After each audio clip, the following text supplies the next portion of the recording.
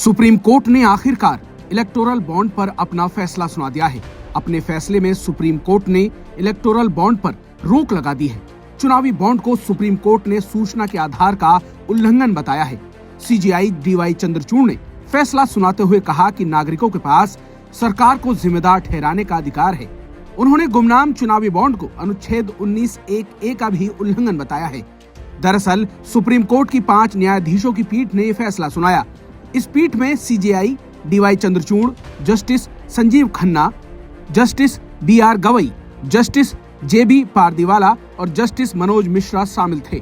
Supreme court के इस फैसले पर अलग अलग राजनीतिक पार्टियों के नेताओं का भी बयान सामने आया है।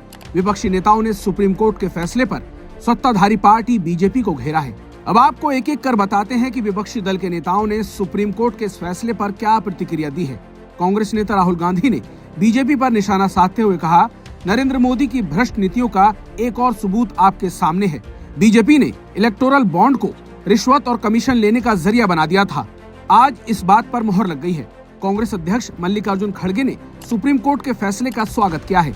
खड़गे ने इस मामले में सरकार पर निशाना साधते हुए कहा, इलेक्टोरल बॉन्ड स्कीम की लॉन्चिंग के दिन ही कांग्रेस पार्टी ने इसे अपारदर्शी और अलोकतांत्रिक बताया था। पार्टी ने अपने 2019 के घोषणा पत्र में इस स्कीम को खत्म करने का वादा किया था।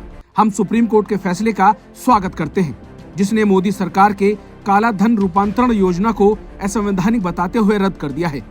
हमें उम्मीद है कि मोदी सरकार भविष्य में ऐसे शरारती विचारों का सहारा लेना बंद कर देगी और सुप्रीम कोर्ट की बात सुनेगी, ताकि लोकतंत्र, पारदर्शिता और समान अवसर कायम रहे।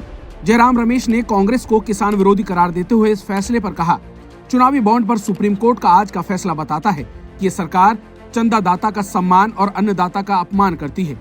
हमने किसी भी सरकार में कभी नहीं देखा कि सड़कों पर कीले बिछाए जाएं और ड्रोन के जरिए आंसू गैस के गोले दागे जाएं। तो वहीं आम आदमी पार्टी के नेता आतिशी ने इलेक्टोरल बॉन्ड की संदिग्धता पर सवाल उठाते हुए कहा, हम चुनावी बॉन्ड पर दिए गए सुप्रीम कोर्ट के फैसले का स्वागत करते हैं। ये फैसला चुनावी फंडिंग में पारदर्शिता सुनिश्चित करने की दिशा में एक बड़ा कदम है।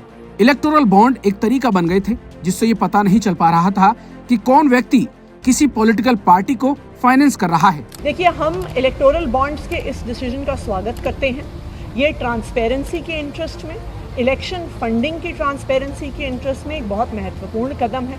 वरना इलेक्टोरल बॉन्ड्स एक तरीका बन गए थे जिसके माध्यम से ये पता नहीं चल रहा था कि कौन व्यक्ति किसी पॉलिटिकल पार्टी को फाइनेंस कर रहा है। इस देश के लोकतंत्र के लिए बहुत ज़रूरी है कि ट्रांसपेरेंसी रहे कि किस पॉलिटिकल पार्टी को कितना पैसा कौन लोग दे रहे हैं। और ये बहुत खुशी की बात है कि सुप्रीम कोर्ट ने ECI को तुरंत प्रभाव से कहा है कि किस पार्टी को कितने इलेक्टोरल बॉन्ड्स मिले, उनकी सारी डिटेल्स को पब्लिक डोमेन में डाला जाए।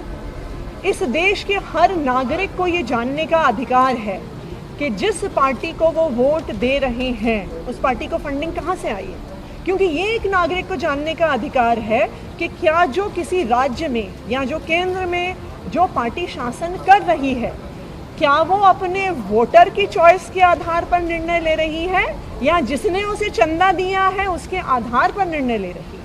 इसलिए ये लोकतंत्र के लिए बहुत ही महत्वपूर्ण कदम है और हम इसका स्वागत करते हैं कि इलेक्टोरल बॉन्ड्स को तुरंत प्रभाव से अवैध घोषित कर दिया गया है।